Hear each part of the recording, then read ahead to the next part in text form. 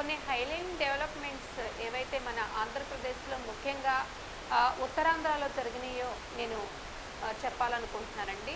ఒక 700 క్రోర్స్తో దశాబ్దాలుగా ఉన్నటువంటి ఉద్దానం సమస్య తీర్చడమే కాదు, ముఖ్యంగా ఒక పలాసలో 100 కోట్లు పైగా ఖర్చు పెట్టి ఒక కిడ్నీ రీసెర్చ్ సెంటర్ను కూడా స్టార్ట్ చేసినటువంటి వ్యక్తి మన గౌరవనీయ ముఖ్యమంత్రి వైఎస్ జగన్మోహన్ రెడ్డి గారు అని చెప్పుకోవాలి. అదే కాదు, విజయనగరంలో హాస్పిటల్ అండ్ మెడికల్ కాలేజ్ని ఓపెన్ చేయడం, శ్రీకాకుళంలో Bhogapuram international airport, fishing harbours, అలాగే వైజాగ్లో ఇనార్బిట్ మాల్, అరబింద్ అలాగే అదానీ డేటా సెంటర్స్ కావచ్చు, ఇన్ఫోసిస్ కావచ్చు, అచ్యుతాపురంలో అరబిందో, యూఎస్ ల్యాబ్స్, అలాగే అపాచీ టైర్స్, ఇవన్నీ కూడా అండి. అలాగే ఎన్టీపీఎస్ 1,00,000 కోట్ల పెట్టుబడిని వైజాగ్లో ఉన్నటువంటి రాయచూర్ ఎక్స్ప్రెస్ వే కావచ్చు, వైజాగ్ నుండి మేడమెట్ల ఎక్స్ప్రెస్ వే కావచ్చు, ఇవన్నీ కూడా, అలాగే అరకు వ్యాలీ, ముఖ్యంగా అరకు వ్యాలీ డెవలప్మెంట్ కావచ్చు, ఇవన్నీ కూడా మనకు ఉత్తరాంధ్రలో డెవలప్మెంట్సే కదండి.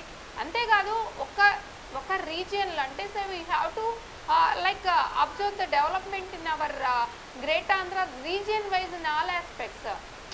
మనం ఏదైనా డెవలప్మెంట్ అనేది రీజియన్ వైజ్గా అంటే ప్రాంతాల వారీగా ఏమేం జరిగినాయి, ఎంత జరిగినాయి అనే పాయింట్ ఆఫ్ వ్యూలో ఒక్క మన ఉత్తరాంధ్రలోనే ఇన్ని కోట్ల అభివృద్ధి జరిగిందని చెప్పుకోవాలి.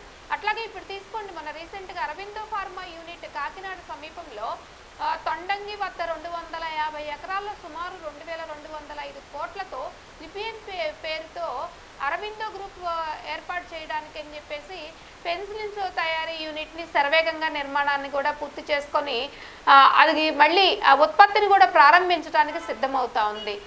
ఇది అందరూ కూడా గమనించాల్సిన విషయం. దీనివల్ల సుమారుగా 3,000 మందికి డైరెక్ట్ జాబ్స్ కూడా రాబోతా ఉన్నాయండి.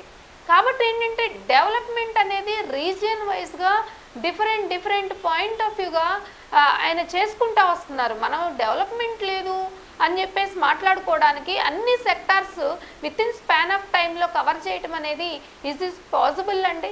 ఒక విధంగా అది జగన్మోహన్ రెడ్డి గారు కాబట్టి, అంత ట్రాన్స్పరెంట్గా ఆయన లీడ్ చేశారు కాబట్టి ఈ మాత్రమైనటువంటి డెవలప్మెంట్స్ చూడగలుగుతున్నాము నవ్య అని చెప్పేసి మాట్లాడుకోవడంలో ఎలాంటి సందేహం లేదని చెప్పేసి మన నవ్యాంధ్రలో ఉన్నటువంటి ఎవరైతే 5 కోట్ల మంది ఉన్నారో అందరికి కూడా నేను చెప్తా ఉన్నానండి.